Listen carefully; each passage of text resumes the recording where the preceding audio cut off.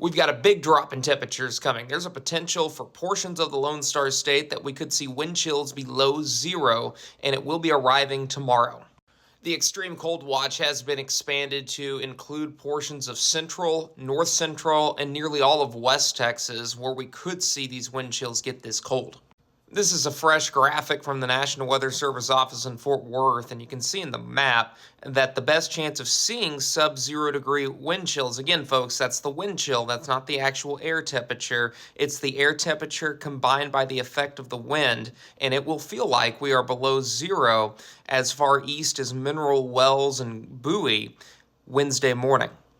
Here's what the National Weather Service blend of models says Wednesday morning, and it's got the same sentiment as the National Weather Service. You can see out in West Texas, Childress, Wichita Falls, Abilene, and then extending further to the west along Interstate 20. That's where it's going to be the coldest, while for East Texas, the cold air will be relatively shallow at that point, but it's still going to feel cold. It's going to feel like it's 22 degrees in Tyler. The cold air mass will be well established by early Thursday morning, which could be the most brutal morning that we have across the Metroplex and portions of East Texas. And those single digits could extend eastward into Arkansas and Louisiana then. Again, folks, these are the wind chill values. We'll have some precipitation in North Texas on Wednesday, and depending on how quickly those temperatures drop, that will either increase or decrease the possibility of some freezing drizzle. Let's go ahead and explain more on that. Here's a look at the HRRR model for noontime tomorrow, and while the cold front will be in the process of moving in, I do expect temperatures to be well above freezing, so it's all rain across the Metroplex and portions of East Texas and the Interstate 20 corridor, while we could see a mixture of freezing rain in portions of Oklahoma.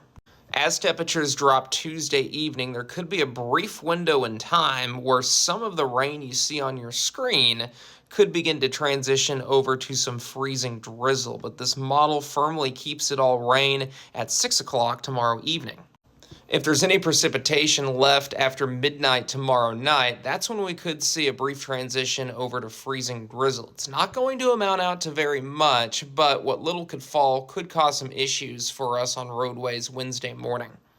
Here are ice totals from the blend of models. Red River, Arklatex might see a little bit of ice, maybe even a little bit in the DFW area and off to the northeast. But for us, wintry precipitation is not the main concern.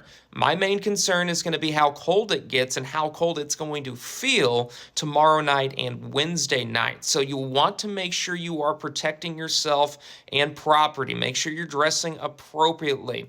Protect those pipes at your house. Cover them up. Make sure the faucets are dripping, because nobody wants to have that bad surprise of a pipe bursting in your house in the middle of the night. But again, folks, it's only 2 nights of very, very cold temperatures. By this weekend, big improvements are in your forecast. We'll keep you updated.